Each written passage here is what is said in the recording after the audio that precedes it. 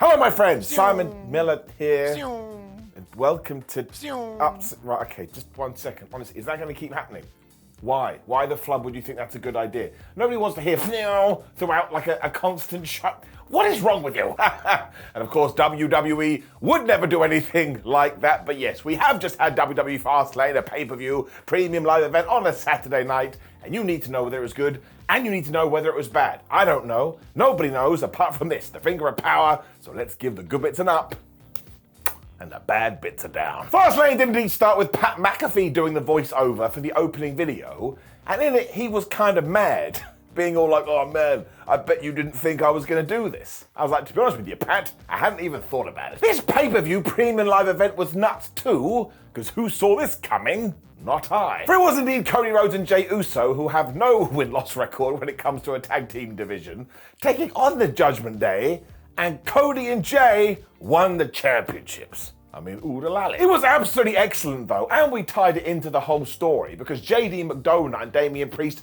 are definitely going to fall out properly, and also when it comes to Damo, well, I don't think he's going to be in the Day of Judgment for very long. Jey Uso and Priest started this off too, and I was like, maybe one day they can do this feud again, but for the World Heavyweight Championship, when Jey tagged in Cody, and he went after Damo's leg, which made sense. He's a big, big man. That did indeed bring in Finn Balor, and him and Priest then cast teamwork, because of course that's what you have to do in the tag team division. And my word, it came together. They started to pummel these fools. They primarily went after Jey Uso as well, and this is how you know we've done a great job with Jey, because I had so much sympathy for him, and I just wanted him to do well. Damo then made a mistake, so Cody Rhodes got the first hot tag, and he just kicked Finn Balor right in the face.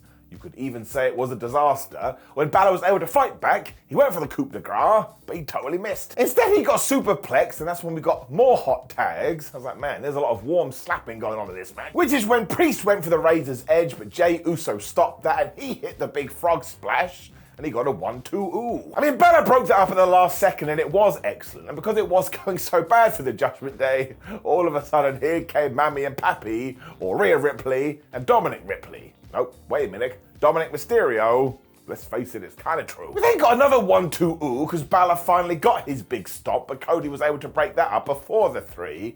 And this is when I was like, man, this is rocking and a rolling, and I totally bought in. Before this, I was like, well, the Judgment Day are definitely going to win, and now I wasn't sure. Chaos then ensued because Dr. Robotnik's underling JD McDonough was here, and that was going to end in a massive whoopsie. And we kind of got one before that too, because Rhea got the briefcase, and she smacked Jey right in the head, and while you thought that was going to lead to the finish, it didn't. Because instead, Damian and Cody started fighting on the outside. This is when McDonough was like, well, that was a pretty good idea. Why don't I do it too? And he swung this thing and he missed, and he hit Damian Priest instead. Ruh-roh. Cody was fine with that as well, so he hit a crossroads into Alan the announce table. I was like, man, that looked horrible. Went back in the ring, Jey smashed Finn Balor around when he got hit with a crossroads too, and yeah, 1, 2, 3, this place came unglued. So did I. I was like, wait a minute, they won the tag team champions? Something happened to my voice. This was just a great opener though, and again, it kind of just told you Damian Priest is going to be kicked out of the Judgment Day. Also, it's Cody's first title since he came back to the WWE, and Jey Uso is now a tag team champion with someone that isn't his brother.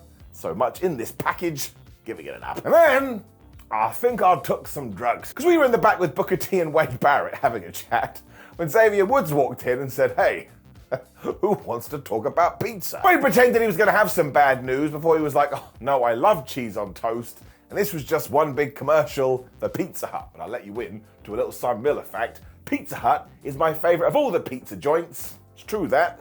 There go the comments. That's all people are going to talk about. The joy then continued after this too. I mean, it made no sense, but who needs sense in wrestling? Not me. But it was the Street Profits and Bobby Lashley taking on Rey Mysterio, Santos Escobar, and a mystery man. And when the bell went ding, ding, ding, or phew, given that it was Fastlane, they didn't have a partner. So it was a handicap match. I was like, wait a minute, I thought Rey was meant to have a friend. Now, I suppose this was actually quite a smart idea because we are trying to have the Street Profits and Bobby booed, and at the moment they do keep getting cheered. And then when we started off with Montez Ford taking on Santos Escobar, the reason Montez dropped the ball is because he was being a super duper arrogant Allen, so it does tie in. Because they're both absolutely crazy too. Santos hit this wild Hurricane Rana from the top of Tina the turnbuckle. was just like, man, how do they do this? It's beautiful. Ford then chop blocked him because flubber guy's knee, which is when Bobby Lashley tagged in. He was just crushing people's bones because he's so damn big. Ray then tagged in because he thought he could get away with this, but Lashley grabbed him, and once again he was just hurling him around like he was a child. And don't do that to kids. Mysterio kept trying to get the tag to Escobar too, but these guys kept cutting Santos off, so we are planting those seeds. But it also left the question, well, what is Ray going to do now? Because if he can't even tag his real partner, well, he doesn't have another one. Zelina Vega disagreed, and this is when she decided to take out Montez with a Hurricane Rana, which the referee was totally fine with, when all of a sudden it turned out that Rey Mysterio had found a buddy boy, because here came Repo Man.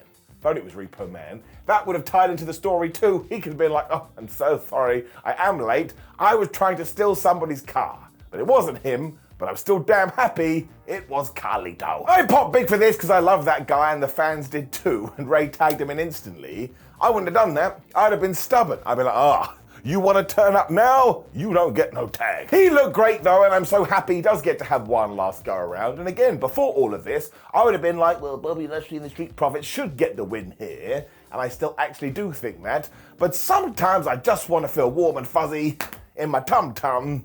And that's what I got. Because Carlito just hit the backstabber onto Montez Ford, and he pinned him. 1, 2, 3. I was like, man, that's really cool. Apple, spit, you know the deal. For some reason, too, we've changed Carlito's music. He's got the most generic Caribbean theme ever now. It sounds like something from Monkey Island. And let's not forget as well, looking at it from a narrative point of view, he must have chosen reaction over helping his pals. I mean, we must have got this. So you promise me you're definitely going to come out with this at the start of the match? Yes, of course. Promise? Yes. Promise? Yes. Totally not going to. But whatever, better late than never, and I would use this to turn Bob and his crew into total loons. I enjoyed this very much. Which was the same after this too, because Xavier Woods was back. He was feeding pizza to Corey Graves and Michael Cole. I tell you this, WWE is so lucky they have him on the books. He can make anything work. This is when we cut back to what we'd done on the pre-show too, because that's right, Jade Cargill arrived at the building. She got out of a car and she's like, hello, Triple H. And Triple H was like, hello, Jade Cargill. Also, she was in her wrestling gear. I suppose she wanted to be prepared. We do continue to sell her like a megastar though, which is what we should do. Otherwise, what was the point of signing her in the first place? It also tied into our next match too, because of course it was Asuka taking on Charlotte Flair, taking on Io Sky for the WWE Women's title. I thought this was very, very good. There was no damage control to begin with either, so maybe Bayley does want Io to lose the championship at some point. And almost instantly, Asuka just went, and she spat in the mist right into Charlotte's face. I was like, man, imagine if she won that quickly. She didn't. Given that Flair was then on the outside of the ring going, oh, I can't see, it means for a little while we did get Asuka versus Io Sky. And you know the deal with that. They just smack lumps out of each other like they owe each other money.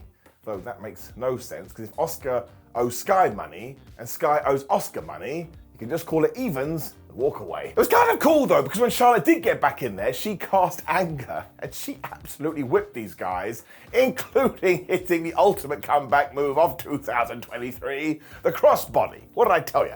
I've been mentioning this for the last 4 to 6 weeks. I could feel it in my bones, and I've been proven right. It was then chop time as the Queen continued to be on top.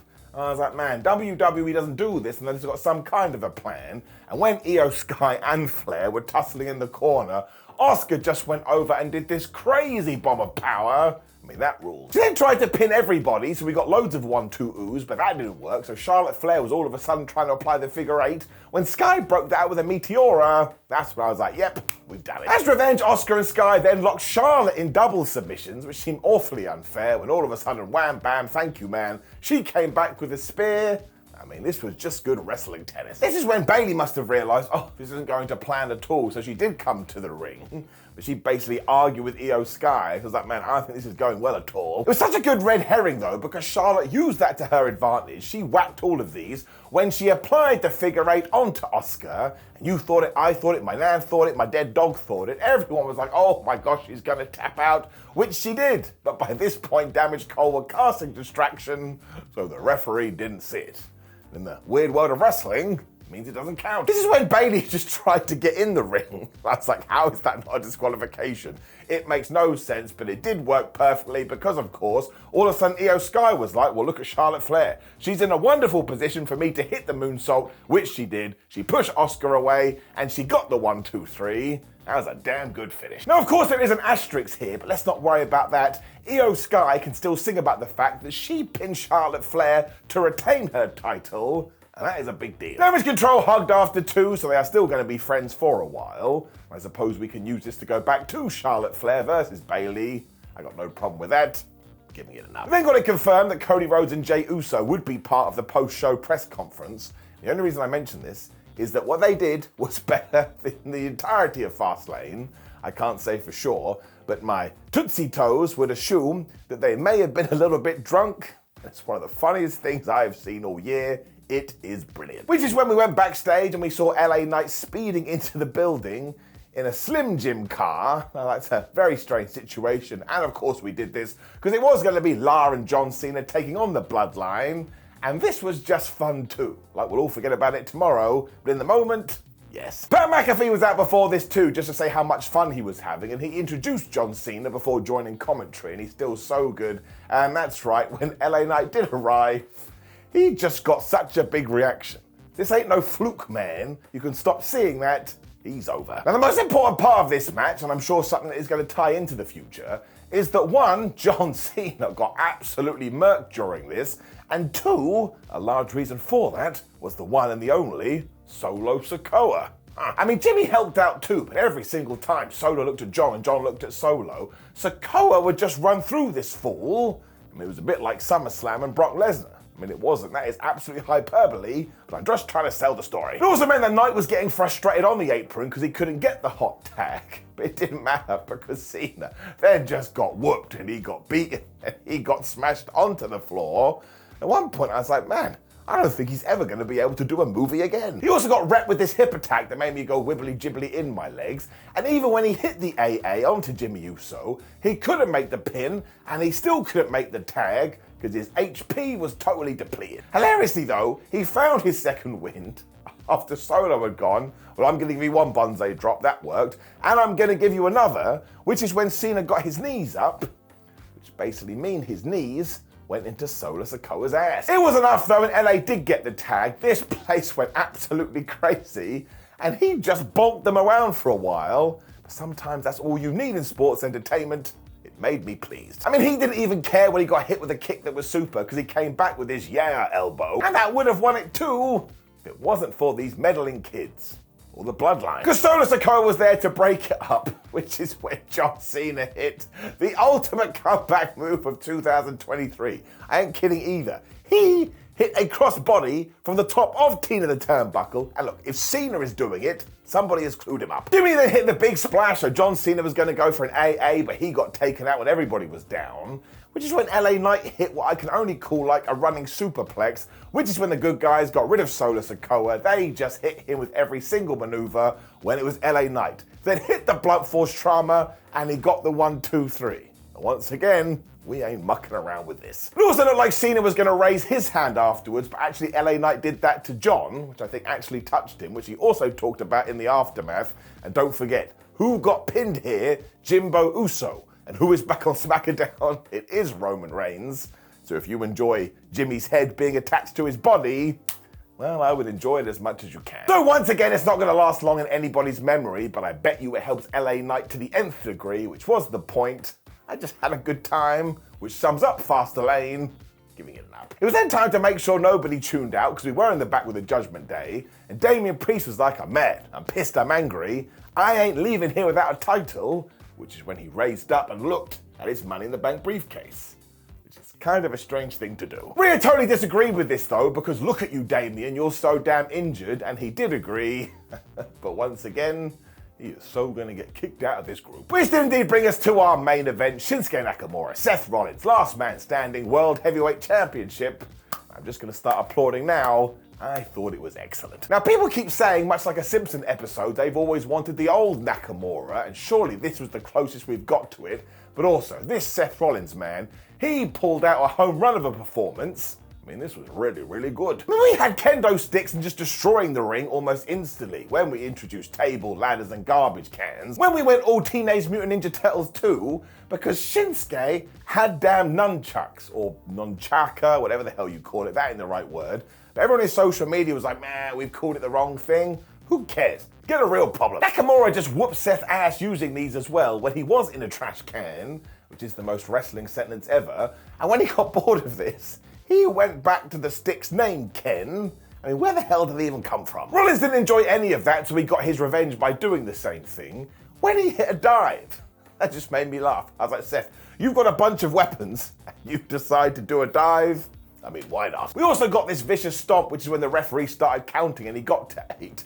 When there was a bunch of tables and everybody was just being thrown through these. Then we got to 9, then we got to 7, then we got to 4. We were teasing and teasing and teasing. We also got this horrible back body drop onto the exposed concrete, and it was Seth Rollins that took this. Now, I know the back injury ties into the story, but it's also based in reality. And I was like, Seth, what are you doing? You don't need to do it. This was just way more brutal than WWE usually does. And then we were getting pedigrees. And then Seth Rollins on another table on the outside, and Shinsuke climbed to the top, and he kneed him through it. I was like, man, that was kind of violent. They got even more insane because there was another ladder, and these two climbed to the top of it, which is when Nakamura went, and he smacked the red mist into Rollins' face, and he pushed him, and he crashed through a table. Now, this wasn't the finish, but if the ref had got to 10, I'd have been like, yeah, of course he did. We then got this gnarly Kinshasa through a table, and I tell you, that probably should have been the finish. That should have been the moment we did crown Shinsuke Nakamura as the World Heavyweight Champion, but we didn't. Now, it was actually a really cool get-out-of-jail-free card here, because what Seth did was, he was near the side of the apron, so he slid out, and he was standing up on the outside, and without that, he would have fallen down and lost. It meant they all of a sudden started fighting into the crowd, where once again, they were just throwing each other into everything, including this stomp on a platform, and when that didn't work, you ain't gonna believe this, Rollins hit a Falcon Arrow off this platform area, through this table type thing, and finally, Nakamura wasn't able to get up to the count of 10. But once again, let's just replay that. We won the match with a damn Falcon Arrow. We are not in Kansas anymore, Toho. So this blew my mind because that's been a transitional move for ages. To the point in my own wrestling matches, I started using that as a finish. Just because I had a bee in my bonnet about it, it should be an ender. It's also pretty cool as well because they both kind of stumbled up at the count of 10. Nakamura was just a little bit late, so we sold Seth as a hero, and we reminded you this Nakamura man, he is dangerous. Just not dangerous enough to win a championship. Kudos to both though, because they genuinely just knocked lumps out of each other during this. I thought it was a great performance all around. I'm giving it up. Which kind of does tie into the pay-per-view premium live event in general, because everybody went out there and they just gave us so much effort. And we had everything with Carlito, we had everything with Jade Cargill, and we had an advert for Pizza Hut. I mean, what else do you want? Up. Now, please do like the video, share the video, and subscribe. Leave a comment below and let me know what you thought about this show. Make sure you go and watch Ups and Downs for SmackDown to complete your Ups and Downs journey. And tomorrow we'll also up those downs for Collision. As a small spoiler, so turn off if you don't want it, FTR lost the flubbing tag team titles. What? My name is Son of What Culture. Thank you very much for watching me as always. Make sure you have a great Sunday, or a Monday, Tuesday, Wednesday, Thursday, Friday, Saturday, depending when you do watch this. A bit like your Craig David. You take care of yourself. See you soon.